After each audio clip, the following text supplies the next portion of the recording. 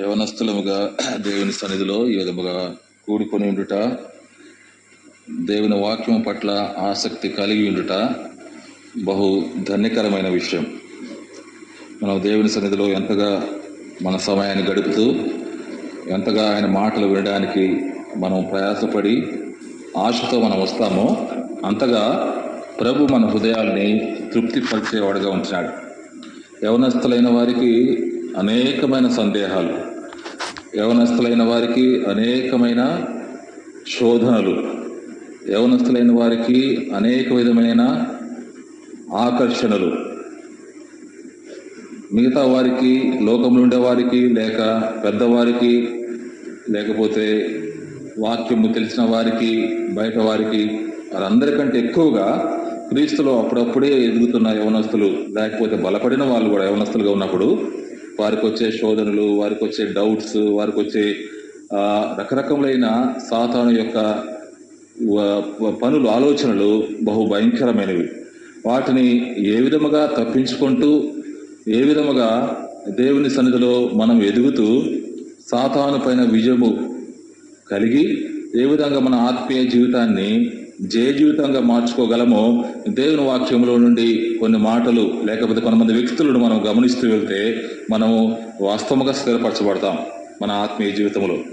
గనక కొన్ని మాటలు యెహోషువ గ్రంథం నుండి యెహోషువ జీవితంలో మనం నేర్చుకుందాం. ఏ విధముగా యెహోషువ దేవుని యొక్క పనిలో, లేకపోతే ఆయనకు దేవుడు అప్పగించే పనిలో కార్యశీలిగా, జయవంతునిగా ఆయన తన పనిని అద్భుతంగా ముగించినాడు అనే మాటలు, అనే కార్యాన్ని, లేకపోతే అనే పరిస్థితులు మనం చూసినట్లయితే కొన్ని యెహోషువ జీవితం మనం ఏరుకోవచ్చు. బహుశా నేను యవనస్తుల మగపిల్లల మీటింగ్ ఒకసారి ఇది పంచుకున్న కొన్ని మాటలు యెహోషువ గ్రంథముల నుండి. గనక యెహోషువ గ్రంథము 1వ అధ్యాయములో ఏ విధముగా యెహోషువ ఆయన పనిలో, దేవుడు తనకు అప్పగించిన పనిలో ఆయన విజయము సాధించుకుంటూ వచ్చినాడు. యెహోషువ ఆయన జయము సాధించడానికి ఆయన వాడుకొనిన తాళపు చెవి, విజయమునకు తాళపు చెవి ఏంటి అని మనం ఆలోచిస్తే కొన్ని ముఖ్యమైన అంశాలు 1వ అధ్యాయం నుంచి యెహోషువ జీవితంలో మనం చూసుకోవచ్చు. యెహోషువ 1వ అధ్యాయము 1 నుండి 9 వచనములు మార్చి చదువుకుందాం. ప్రభు 9వ వచనంలో మనకు దిగులు పడకము, నిబ్బరము కలిగి ధైర్యముగా ఉండము, నీవు నడుచు మార్గం అంతటిలో నీ దేవుడైన యెహోవా నీకు తోడయుండును అనే మాటను మన జీవితంలో స్థిరపరచాలని కోరినప్పుడు మనము అవలంబించవలసిన కొన్ని ఆత్మీయమైన షరతులు ఏమిటి అని మనం ఆలోచించుకుంటే ప్రభు వాస్తవంగా మన జీవితాన్ని జయ జీవితముగా మార్చేవాడిగా ఉంటాడు. ఏ విధముగా మనము నడుచు మార్గం అంతటిలో దేవుడు మనకు తోడై ఉండాలి. యెహోషువ జీవితంలో దేవుడు ఒక గొప్ప పనిని దేవుడు యెహోషువకు అప్పగించినాడు. చాలా గొప్ప పని అది. మామూలుగా ఒక సామాన్యమైన వ్యక్తి బహు సులువుగా తన సొంత జ్ఞానముతో నెరవేర్చే పని కాదు దేవుడు మోషకు అప్పగించబడిన పని. అటువంటి గొప్ప పనిలో ఏ విధముగా యెహోషువ కార్యసిద్ధిగా, లేకపోతే జయము చేకూర్చబడుతూ ముందుకు వెళ్ళినాడు అనేది ఆలోచిస్తే, ఏ విధముగా దేవుడు యెహోషువ మార్గం అంతటిలో ఆయనకు తోడై ఉన్నాడు అనేది ఆలోచిస్తే అది మనకు ఎంతో ఉత్సాహాన్ని, ప్రోత్సాహాన్నిచ్చేదిగా ఉంటుంది. నీ జీవితంలో కూడా అనేక విధములైన మెట్లను నువ్వు ఎక్కుతూ పోవాలని ఆశిస్తున్నావు. యవన జీవితము ముందుకు సాగుతూ ఉంటుండగా భవిష్యత్తు కొరకై అనేకమైన తలంపులు కలిగి ఉన్నాం.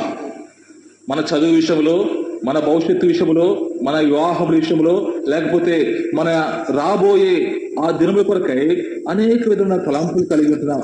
కొన్ని వాస్తవంగా ఆలోచిస్తే ప్రభువుకు అంగీకారమైన తలంపులే, ప్రభువుకు ఇష్టమైన తలంపులే. అయితే వాటన్నిటి నుండి ఏ విధముగా నువ్వు జయం పొందుతూ ముందుకు వెళ్ళాలి? ఏ విధంగా మోషే కార్యసిద్ధిగా దేవుని పనిలో ఆయన నిలబడినాడు? ఏ విధముగా చివరి దశ వరకు ఆయన సక్సెస్ గా జయము పొందుతూ ఆయన దేవుని పనిని ముగించినాడు? ఆలోచించినట్లయితే మొట్టమొదటిగా యెహోషువ జీవితంలో మొట్టమొదటిగా ఒక మాటను మనము ఆలోచించవచ్చు.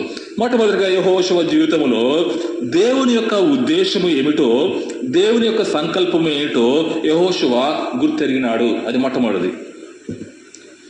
యవనస్తులైన మనము మన జీవితంలో దేవుని యొక్క సంకల్పము, దేవుని యొక్క ఉద్దేశము ఏదో మనం గుర్తెరిగితే అది మొట్టమొదటి మెట్టు మనకు అప్పగింపబడే, లేకపోతే మన ఆత్మీయ జీవితంలో జయము పొందడానికై, మనకు క్రైస్తవ జీవితంలో విజయం సాధించడానికై, మన క్రైస్తవ జీవితం యవన దశలో ముఖ్యంగా ఆశీర్వాదములు పొందుటకై ఏ విధముగా యెహోషువ తనకు అప్పగింపబడిన పనిలో కార్యసిద్ధిగా చేయబడినాడు.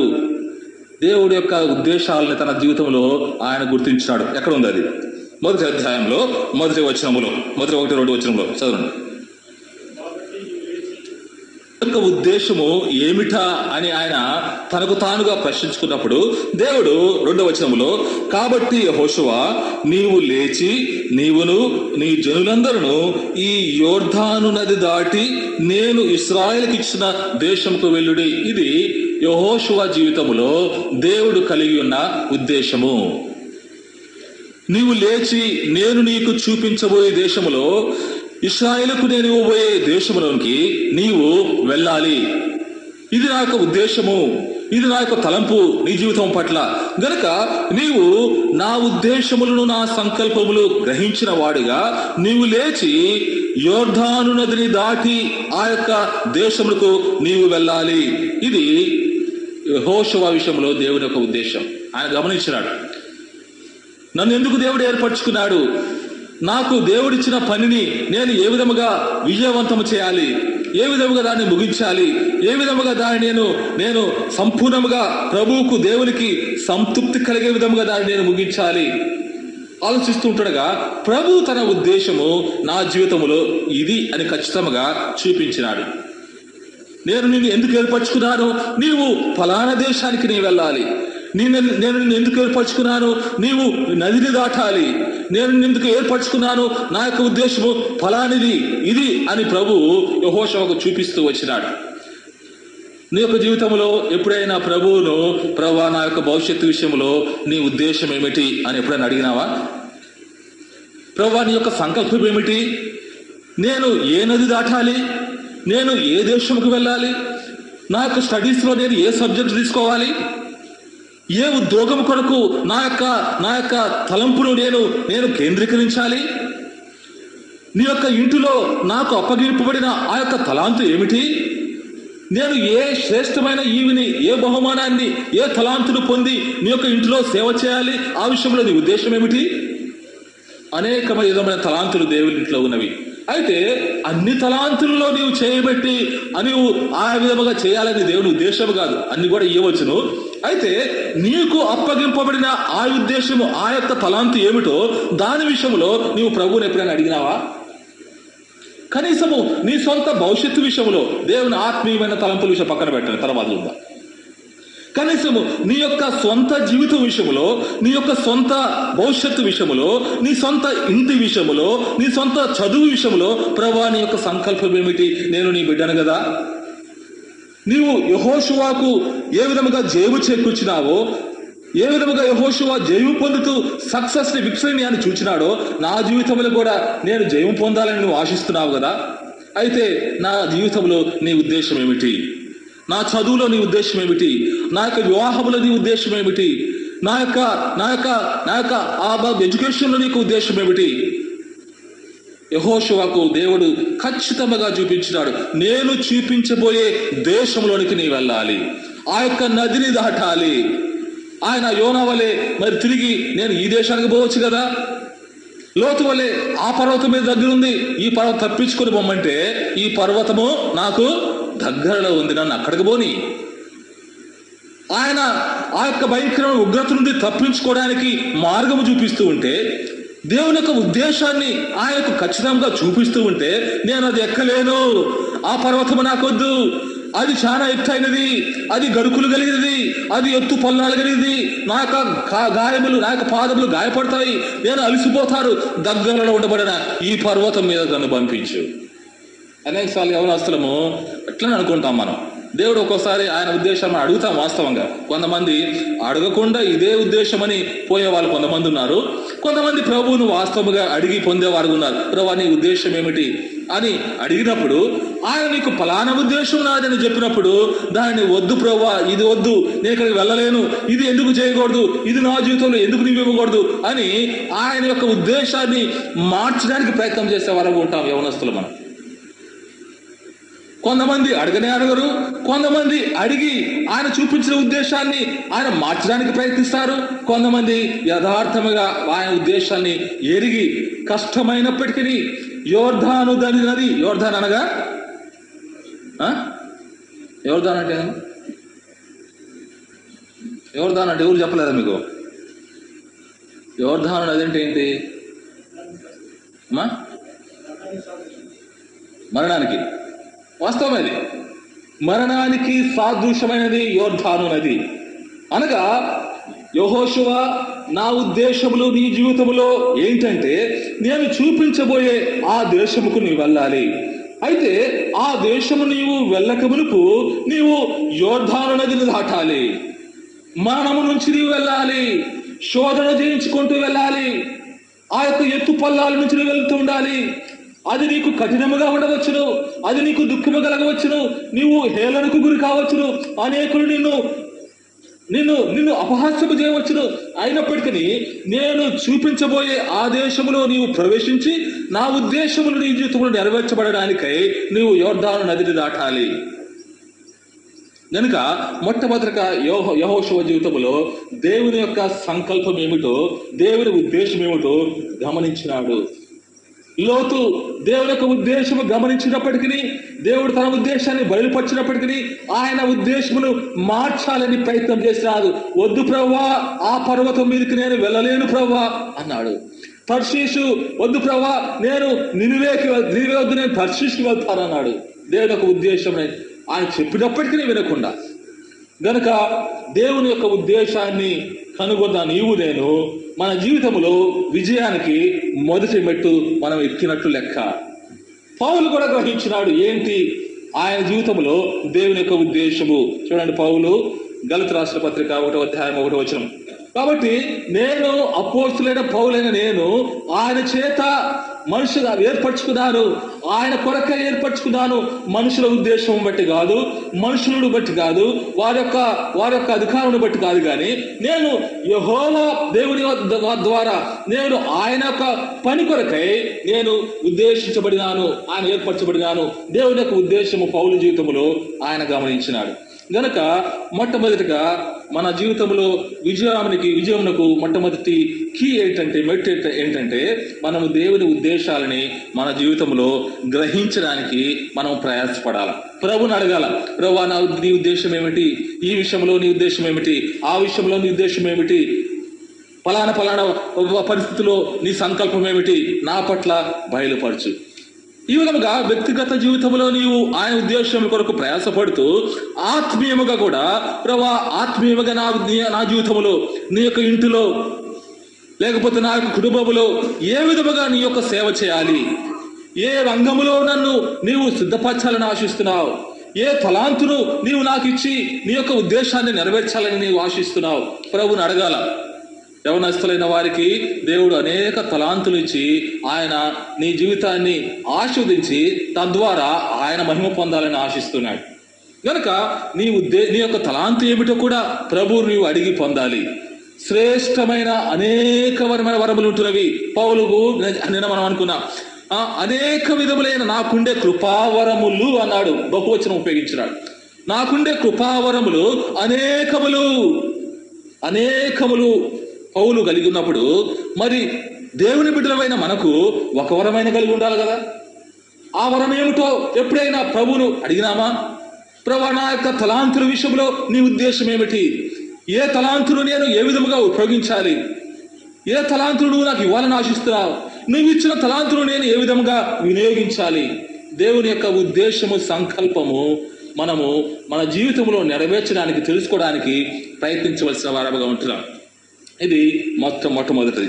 రెండవదిగా యెహోషువ జీవితంలో ఆయన విజయమునకు కార్యసిద్ధి కావడానికి రెండవ మెట్టు ఏంటంటే దేవుని వాగ్దానముల పైన యెహోషువ విశ్వాసం ఉంచినాడు. 3వ వచనం, దేవుడు తనకిచ్చిన వాగ్దానం ఏమిటంటే, యెహోషువ నీవు అడుగుపెట్టు ప్రతి స్థలమును నీకు ఇచ్చుచున్నాను. ఇది దేవుని యొక్క వాగ్దానం, యెహోషువకి ఇచ్చిన వాగ్దానము. ఆ వాగ్దానం పైన యెహోషువ విశ్వాసం ఉంచినాడు, నమ్మకం ఉంచినాడు. ఎంత మంచి వాగ్దానం ఇది! నీవు అడుగుపెట్టు ప్రతి స్థలమును నీకు ఇచ్చుచున్నాను. ఎంతమందికి వచ్చింది ఈ వాగ్దానం? చేయొద్దండి. మొట్టమొదటి ఎప్పుడన్నా ఈ వాగ్దానం వచ్చింది ఎవరికైనా? ఎవరికి రాలేదు ఈ వాగ్దానం. నీవు అడుగుపెట్టు ప్రతి స్థలాన్ని నీకు ఇస్తాను. ఎవరికి రాలేదు ఈ వాగ్దానం ఇంతవరకు? వచ్చి ఉంటుంది, మర్చిపోయి ఉంటారు పాపం. మనకు వాగ్దానాలు ఉండవు. ఒకసారి వాగ్దానం జ్ఞాపకం ఉన్నా పోతుంది, రెఫరెన్స్ మాత్రం సచ్చిన జ్ఞాపకం ఉండదు. పోయిన సంవత్సరం వచ్చిన వాగ్దానము రెఫరెన్స్తో పాటు ఎంతమంది గుర్తం చేయొద్దండి. రెఫరెన్స్తో పాటు వాస్తవంగా 1, 2, 3, 4 మాత్రమే, 5. కాబట్టి పోయిన సంవత్సరం వచ్చిన వాగ్దానం మనకు గుర్తుండకపోతే ఎప్పుడో వచ్చి ఉంటుంది. ఇది ఏది నీవు అడుగు పెట్టు ప్రతి స్థలం నీకు ఇచ్చుచున్నానని వాగ్దానం ఎప్పుడో ఒకసారి వచ్చి ఉంటుంది. అయితే అది ఎప్పుడో వచ్చింది కూడా గుర్తే ఉండదు మనకు. కాబట్టి మంచి వాగ్దానం అనగా దేవుడు మన జీవితంలో నెరవేర్చబోయే ఆ యొక్క వాగ్దానమును మనకు ఇచ్చినప్పుడు దానిపైన మనము విశ్వాసం ఉంచవలసిన వారముగా ఉన్నాం. యెహోషువ దేవుడు తనకిచ్చిన వాగ్దానము, యెహోషువ నేను నీవు అడుగుపెట్టు ప్రతి స్థలాన్ని నీకు ఇస్తాను అన్నాడు. దానిని వాస్తవముగా ఆయన నమ్మినాడు, దాని మీద విశ్వాసం ఇచ్చినాడు, దాని మీద తన దృష్టిని కేంద్రీకరించినాడు. కనుక దేవుడు మన జీవితంలో మనకు వాగ్దానములు ఇచ్చి నెరవేర్చేవాడు. దేవుడు మనకు వాగ్దానాలు ఎందుకు ఇస్తాడంటే ఏదో ఊరికినే అది ఇచ్చి మనకు నెరవేర్చి నా బిడ్డలు సంతృప్తి పరచబడినారులే అని చాప్టర్ క్లోజ్ చేయడు దేవుడు తన వాగ్దానాలు మనకి ఇచ్చడం ద్వారా ఆయన ఒక విధమైన స్వార్థము కూడా కలిగి ఉన్నాడు. ఆయన ఏంటి? దేవుడు మనకిచ్చిన వాగ్దానము అది మన జీవితంలో నెరవేర్చబడటం ద్వారా ఏమవుతుంది? తండ్రికి మహిమ. నీవు చెప్పుకుంటావు, ప్రభు ఈ సంవత్సరము నాకు ఇచ్చిన వాగ్దానము అక్షరాల నెరవేరిందండి అని చెప్పినప్పుడు ప్రభువు నామము ఎంతగా మహిమపరచబడుతుంది. నేను ఇచ్చిన వాగ్దానము నా కుమారుని పట్ల, నా కుమార్తె పట్ల నెరవేరిందట అనగా నా తండ్రి మహిమపరచబడినాడు. ఆయన ఎత్తుగా బహు అత్యున్నతముగా హెచ్చించబడినాడు. ఆయన ఇచ్చిన వాగ్దానములు మన జీవితంలో నెరవేర్చబడుతున్నారు. గనుక దేవుడు మనకిచ్చిన వాగ్దానాల పైన మనం విశ్వాసం ఉంచడం ద్వారా అవి మన జీవితంలో నెరవేర్చబడటం ద్వారా ప్రభువు ఆయన గణపరచబడేవాడుగా, ఆయన నామము అత్యున్నతముగా హెచ్చింపబడేదిగా, ఆయన నామము మహిమపరచబడేదిగా ఉండేదిగా మనం చూస్తున్నాం. గనక యెహోషువ ప్రభు దేవుడు ఆయనకి ఇచ్చిన వాగ్దానము పట్ల ఆయన విశ్వాసం ఉంచినాడు. దేవుని గ్రంథములో అనేక మంది దేవుని బిడ్డలకు దేవుడు వాగ్దానాలు దయచేసినాడు. ఆ వాగ్దానాల కొరకే ఎంతో ఓపికతో వారు ఎదురు చూచినారు. హెబ్రీ గ్రంథము 11వ అధ్యాయంలో చూడండి, హెబ్రీ 6:13 దేవుని తోడు అని. అయితే దేవుడు మనకు ప్రమాణం చేస్తున్నాడు, దేవుడు మనకు వాగ్దానం ఇస్తున్నాడు. ఆయన ఎవరి పేరు చెప్పాలా? మనమైతే దేవుడు గొప్పవాడని ఆయన పేరును ఉపయోగించుకొని దేవుని తోడు అని అన్నాం. అయితే దేవుడు కూడా మనకు వాగ్దానం చేస్తున్నాడు, దేవుడు కూడా మనకు ప్రమాణం చేస్తున్నాడు. ఆయన ఎవరి పేరును ఉపయోగించాలా? ఆయన కంటే గొప్పవాడేవాడు. గనుక తనకంటే గొప్పవాడు ఏమంటున్నాడు? దేవుడు అబ్రహాంకు వాగ్దానం చేసినప్పుడు తనకంటే ఏ గొప్పవాడి తోడు అని ప్రమాణం చేయలేకపోయాడు. ఎందుకనగా ఆయన కంటే అధికమైన వాడు, ఆయన కంటే వాగ్దానం ఇచ్చేవాడు, ఆయన కంటే వాగ్దానం నెరవేర్చేవాడు ఎవడునూ లేడు ఈ లోకములో. అందుకనే తనే గొప్పవాడుగా, తనే హెచ్చింపబడిన వాడుగా, తనే ఉన్నతమైన వాడుగా ఏమని ప్రమాణం చేసినాడు?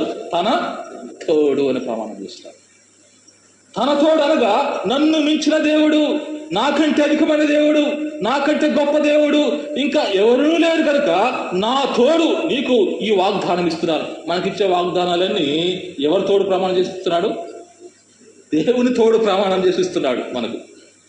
గనుక మనము దేవుని తోడని ప్రమాణం చేస్తే మామూలు ప్రమాణాలే అనేక మంది విని మన మీద నమ్ముతారే.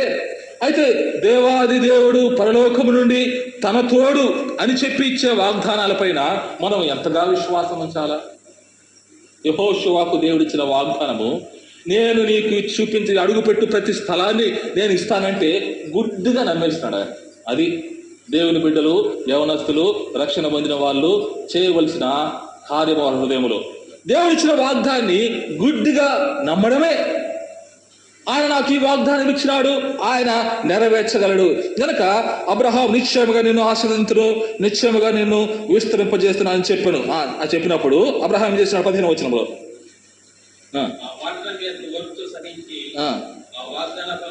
వాగ్దాన ఫలమును పొందెను. ఎట్లా పొందినాడు? ఓపికతో మొట్టమొదటిగా ఆ వాగ్దానమును నమ్మి, తర్వాత ఓర్పుతో సహించి వాగ్దాన ఫలము పొందెను. వాగ్దాన ఫలము పొందాలంటే అది లాటరీ టికెట్ కాదు, ఊరికి తీసుకున్నాం ఇట్లా రాగినాము తీసుకున్నాము, ఒక సంవత్సరంలో అది నెరవేరిపోవాలంతే.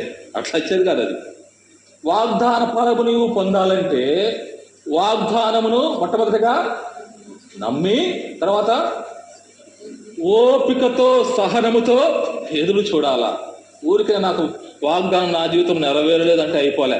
నువ్వు ఎక్కడనో ఆ యొక్క వాగ్దానం పైన నమ్మకం ఉంచలేదు, ఎక్కడనో ఆ వాగ్దానం పైన విశ్వాసం ఉంచలేదు.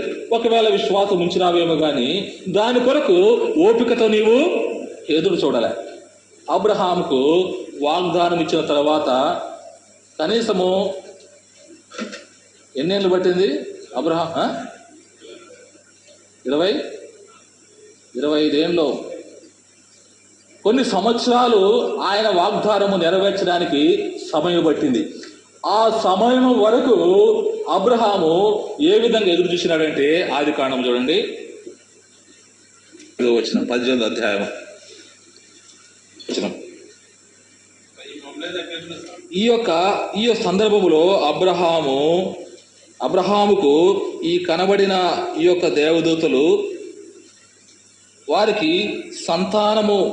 అబ్రహాముకు సంతానం ఇస్తానని వాగ్దానం చేస్తున్నారు. అసలు వాస్తవంగా చూస్తే ఈ 18వ అధ్యాయం ముందుగానే నీ యొక్క సంతానాన్ని నేను ఆశీర్వదిస్తాను, నీకు సంతానం ఇస్తాను అని వాగ్దానం చేసినాడు అబ్రహాముకు. 11వ అధ్యాయం 10, ఆయన తండ్రి చనిపోతూనే వెంటనే దేవుడు ఆయనకు ప్రత్యక్షమై నీ యొక్క సంతానాన్ని ఆస్వాదిస్తాను, నీకు సంతానాన్ని ఇస్తానని. 11వ అధ్యాయంలో ఆ వాగ్దానం ఇచ్చిన తర్వాత 18వ అధ్యాయం వచ్చేంత వరకు అబ్రహాము ఏం చేస్తున్నాడు? ఎదురు చూస్తున్నాడు. ఎక్కడ ఎదురు చూస్తున్నాడు? మొదటి వచనం, మమ్రే దగ్గరున్న సింధూర వనములో అబ్రహాము ఎండవేళ గుడారపు ద్వారమొద్దు కూర్చొని ఎదురు చూస్తూ ఉన్నాడు. ఆనాడు నాకు వాగ్దానం ఇచ్చిన దేవుడు, నీ సంతానాన్ని ఆశీర్వదిస్తాను, నీకు సంతానాన్ని కలుగజేస్తాను అని చెప్పిన దేవుడు ఈనాడు రేపు ఎప్పుడో నాకు కనబడకపోడా, నన్ను కలుసుకోకపోడా, ఆ వాగ్దానాన్ని నేను నెరవేర్స్తానని తిరిగి నాకు చెప్పకపోడా, ఆయన తిరిగి ఆ వాగ్దానాన్ని నా జీవితంలో దృఢపరచకపోడా అని ఎండవేళ గుడారము ముందంటే తలుపు దగ్గర, ద్వారము దగ్గర నిలబడి ఎదురు చూస్తున్నాడు. ఎక్కడ? సింధూర వనములో. సింధూరం అంటే ఏంటి? మీరు చెప్పండి. సింధూరం అంటే ఏంటి? సింధూరం అంటే ఎటువంటి రంగు? అది ఎరుపు. సింధూరం అనగా ఎరుపు. తలకు పెట్టుకునేది ఏంటి? అది తలకు పెట్టుకునే బొట్టు. అదే సింధూరం చెట్టు నుంచి వచ్చిందే బొట్టు. అది ఆ యొక్క బొట్టు సింధూరం అనే వృక్షం నుండి వచ్చేదే అది బొట్టు. దాంతోనే తయారు చేస్తారు. ఇప్పుడు ఆర్టిఫిషియల్గా రకరకాలు వస్తున్నాయి పౌడర్స్, కానీ ఆ కాలంలో సింధూర వనం నుండి తయారు చేయబడే దానిని బొట్టుగా ఉపయోగించేవారు. అయితే సింధూర వనం అనగా రక్తముతోని యేసుక్రీస్తు వారి యొక్క రక్తములకు సూచన, శిలువకు సూచనగా ఉంటున్నది సింధూర వనము. అనగా శ్రమలను ఓర్చుకుంటూ సింధూర వనములో శిలువ దగ్గర, గుడారం దగ్గర ఎండవేళలో ఎదురు చూస్తూ ఉన్నాడు ఆయన యొక్క వాగ్దానము నెరవేర్పు కొరకు. నువ్వు ఎంతకాలము ఏ విధముగా నీకు ఇచ్చిన వాగ్దానము నెరవేర్పు కొరకు ఎదురు చూస్తున్నావో నీకే తెలియాలి. ఈ విధముగా మన వాగ్దానం కొరకు మనం ఎదురు చూసినామా? ఎండవేళ గుడారం వద్ద కూర్చొని సింధూర వనములు ఎప్పుడు ఆ యొక్క వాగ్దానం నెరవేరుతుందా? ఏ విధముగా నెరవేరుతుందా, ఏ విధముగా ఈ యొక్క వాగ్దానం నా జీవితంలో ప్రభు నెరవేర్చబోతున్నాడా అన్న పట్టుదల ఓపిక మనకు ఉన్నదా? యెహోషువ దేవుడు తనకిచ్చిన వాగ్దానము పైన విశ్వాసం ఉంచినాడు. మూడవ బెట్టు యెహోషువ జీవితంలో జయం పొందడానికి, కార్యరూపి చేయబడడానికై దేవుని 5వ వచనములో ఇంకా యెహోషువ జీవితంలో దేవుని యొక్క సన్నిధి పట్ల ఆయన నిశ్చయత కలిగిన వాడుగా ఉన్నాడు. ఆయన వాగ్దానం పైన విశ్వాసం కలిగిన వాడుగా ఉన్నాడు. ఆయన ఉద్దేశములు ఎరిగిన వాడుగా ఉన్నాడు.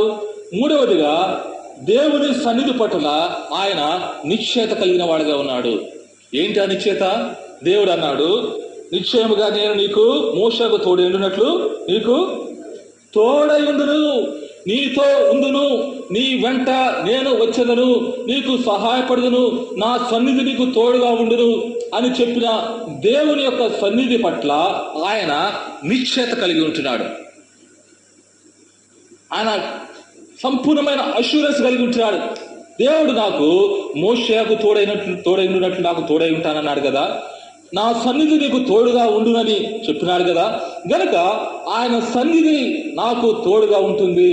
నేను ఎక్కడికి వెళ్ళినప్పటికీ, ఏ స్థలంలో ఉన్నప్పటికీ, ఎటువంటి నష్టం వచ్చినప్పటికీ, ఎటువంటి శోధన వచ్చినప్పటికీ నాతో దేవుని యొక్క సన్నిధి ఉన్నది. కనుక మన యవనస్తులమైన మనము ప్రభు సన్నిధి నాతో ఉన్నది అని మనము సంపూర్ణమైన నిశ్చయత కలిగినప్పుడు సాతాను బహుదూరంగా ఉంటాడు, దగ్గరికి రాడు. వాడు ఏమాత్రం మనం ముట్టుకోవడానికి ప్రయత్నం చేయడు. ఎందుకనగా ప్రభువు సన్నిధి నీతో ఉన్నదన్న నిశ్చయత నీకు కలిగి ఉన్నది. ఆయన సన్నిధి నిన్ను వెంటాడుతున్నదని నీకు నిశ్చయత కలిగి ఉన్నావు. ఆయన సన్నిధి నిన్ను వెంటాడుతూ వెంటాడుతూ నీవు ఎక్కడ కూర్చుంటే అక్కడ, నీవు ఎక్కడ నిలబడితే అక్కడ, నీవు ఎక్కడికి వెళ్తే అక్కడ నీ వెంట ఆయన సన్నిధి వెంటాడుతూ ఉన్నది.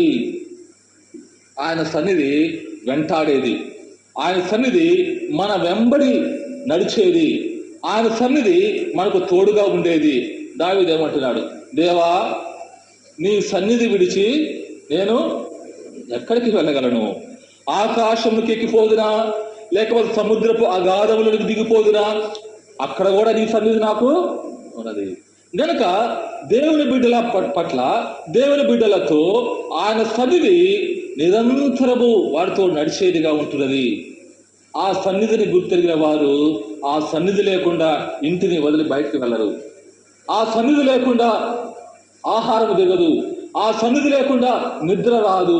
గుర్తెరిగితే ఆ యొక్క సన్నిధి యొక్క విలువ గుర్తెరిగితే మోషే ఏమన్నాడు, దేవా నీ సన్నిధి నాతో రాని ఎడల ఇక్కడ నుండి మమ్మలను తీసుకొని పోకము. ఎంత విలువను గుర్తెరిగి ఉంటే మోషే ఆ విధంగా ప్రార్థన చేస్తాడు. ఇక్కడ నుంచి మమ్మల్ని తోడుకొని పోకము, నీ యొక్క సన్నిధి మాతో లేకుండా ఉన్నట్లయితే. గనుక సన్నిధి పట్ల నిశ్చయత కలిగిన వాడుగా ఉంటున్నాడు. ఈ దినాల్లో అనేక సార్లు దేవుని సన్నిధి అంటే ఏంటో మనం ఎరగని వారముగా ఉండి మనము అనేక విధములైన నష్టాలని కొని తెచ్చుకుంటున్నాం. దేవుని సన్నిధిలో ఏమున్నది? నీ సన్నిధి యందు నిత్య సంతోషములు ఉంటున్నవి. మన జీవితంలో ఏదో ఉదాసీతనము, ఏదో నిరుత్సాహము, ఏదో పోగొట్టుకున్న తనము అప్పుడప్పుడు కనిపిస్తూ ఉంటుంది. ఏంటంటే ఆయన సన్నిధిలో ఉండే సంతోషము, నిత్య సుఖములు మనం అనుభవించడంలే. అందుకనే ఆయన సన్నిధిని బహు సులువుగా, బహు ఈజీగా మనం పోగొట్టుకుంటాం. దాని పట్ల నిశ్చయత మనకు లేదు, దానిలో మన సీక్రెట్ మనకు తెలియదు. అందుకనే ఆయన సన్నిధిలో నిత్య సంతోషములు, నిత్య సుఖములు ఉంటున్నవని గుర్తెరగక ప్రభువు సన్నిధిని అనేక సార్లు వదిలిపెట్టేసి వస్తే వచ్చినట్లు, పోతే పోయినట్లు, దాని విషయంలో పట్టింపే లేదు మనకు. కనుక దేవుని యొక్క సన్నిధి పట్ల ఆయన యెహోషువ నిశ్చయత కలిగిన వాడుగా ఉన్నాడు.